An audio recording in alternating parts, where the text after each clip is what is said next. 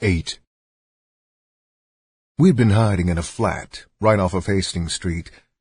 After 2 weeks, the rooms had started to become smaller and smaller. Big Mama had stopped by on 3 different occasions. The first time she showed up, there had been nothing but smiles for us. Jessie had explained to her about the $500 getting stolen, and since the girls had been wife-in-laws, all of us figured that the money had been taken by both of them. Betty came over twice a week to do our shopping. The only thing Fatima had to do was cook and pester me about making love. When we went to bed, she seemed to have more arms than an octopus. After I pried one hand loose, she always managed to secure a firm hold with the other. One afternoon, while we were going through our wild wrestling match on the living room floor, we were interrupted by someone pounding on the door. Fatima went to the door. I was surprised to see Betty, because she had done our shopping the day before. There were tears in her eyes when she stopped in front of me. A sudden apprehension overcame me. Before she spoke, I knew that what she had to say would be bad. "You better come quick, Whoreson, 'cause I think Jessie is gonna die." Fatima and Betty ran after me as I rushed from the flat. Die? Jessie couldn't die, I thought, while making that frantic dash. In my shock, I didn't even notice the cab sitting in front of the house. The girls jumped in the cab and caught me before I reached the corner.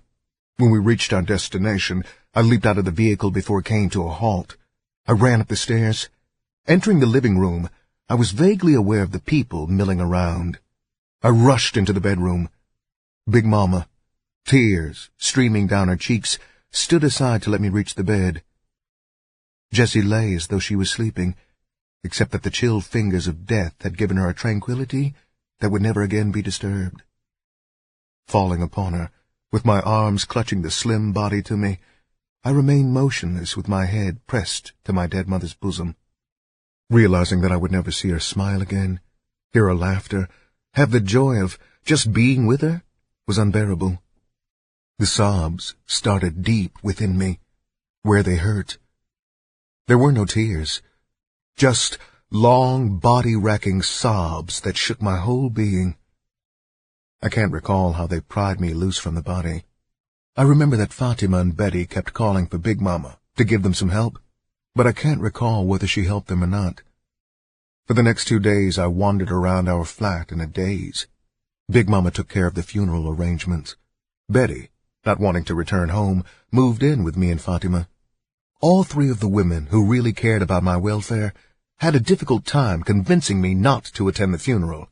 Big Mama swore up and down that the police were looking for me more than ever now, and if I wanted to join up with Tony, then go on to the funeral.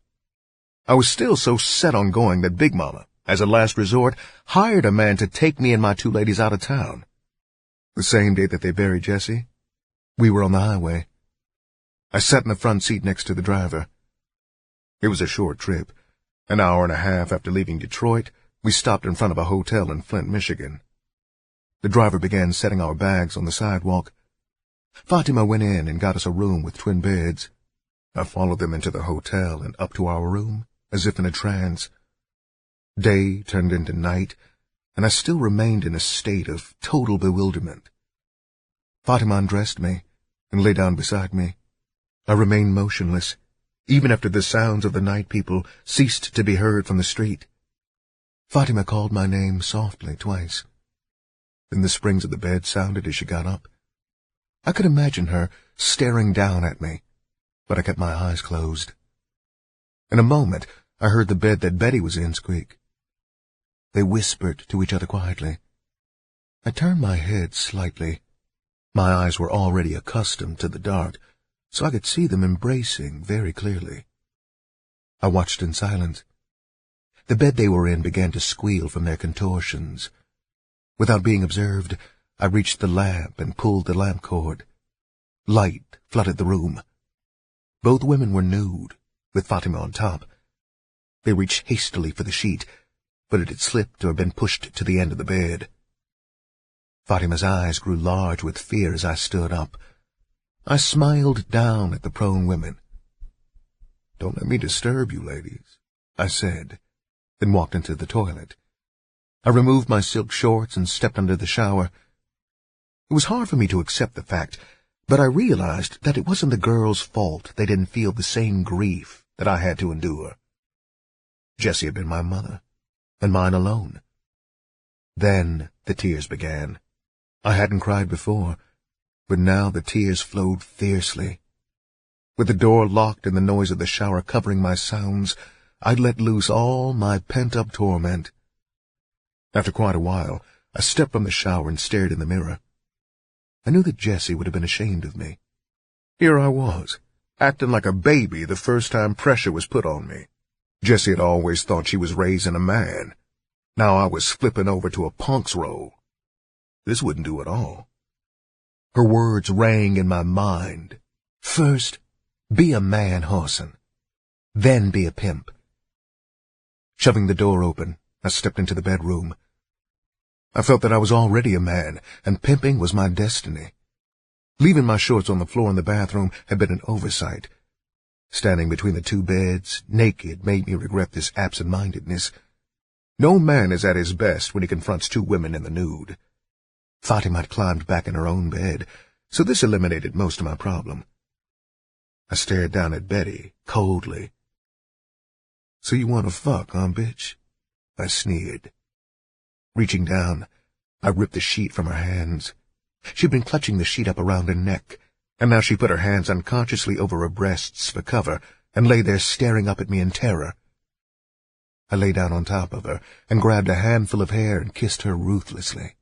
The more she tossed and turned and tried to get away, the more my passion was aroused. When I penetrated her, she screamed. I took her the way a stallion would take a mare.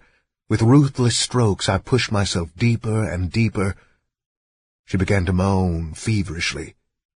Raising up on my elbows, I started to pile-drive my way to the promised land. Hearing a wild laugh behind me, I looked over my shoulder and saw Fatima trying to spread Betty's legs wider. Betty started to scream again at the top of her lungs. Fatima let go of her legs and clapped a hand over Betty's mouth. With her other hand, she grabbed a handful of hair.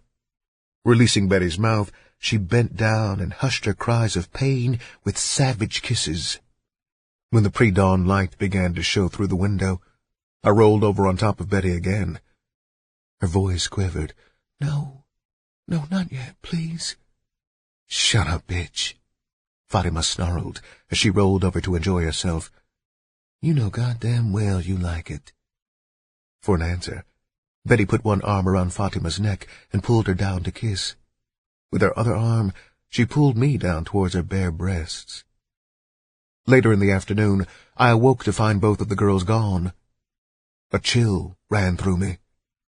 This was a strange new terror, one that stays with any man who lives off the earnings of a woman. His very existence depends on the loyalty of that woman.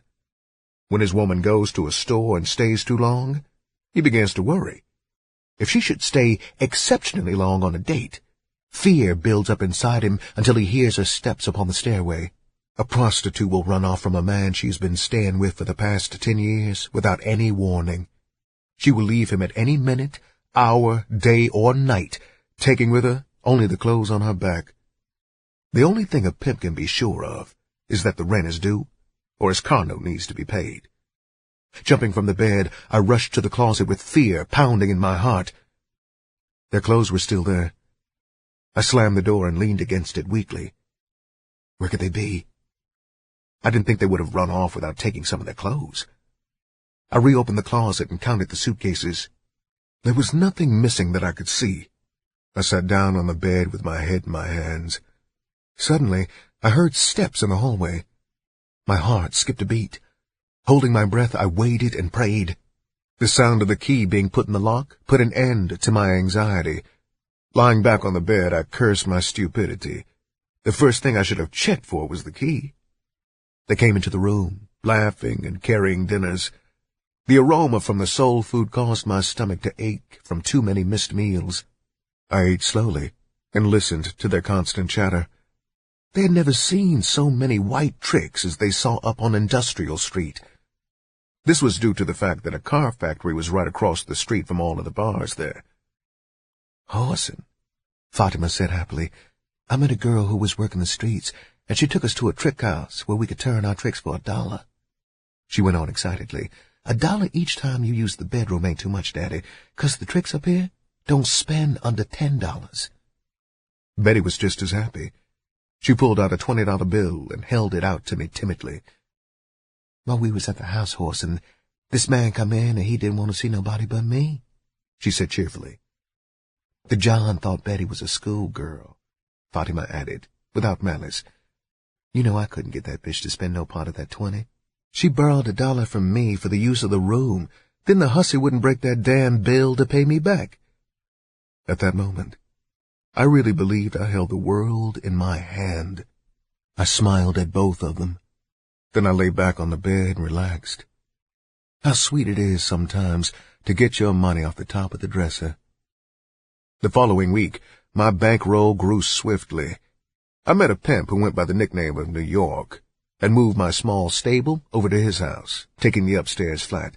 There had been a family of squares renting the 3-bedroom flat from him, but when they found out he was running a whorehouse downstairs, they got indignant and moved. New York had 5 prostitutes living with him, 3 white girls and 2 colored ones, plus 4 French poodles running around the downstairs apartment. It was a madhouse. Also, one of my favorite homes. New York pimped and pimped hard. The only time I could remember one of his demands being ignored was when he spoke to the dogs. New York was not only a small-built man, he was short. With his shoes on, he couldn't have stood over 5'5". He wore his hair processed, and he always kept it neatly done. His eyes had a coldness that was hard to overlook, but when he smiled, he revealed beautiful, evenly spaced teeth. He dressed the way only a small, neat man can.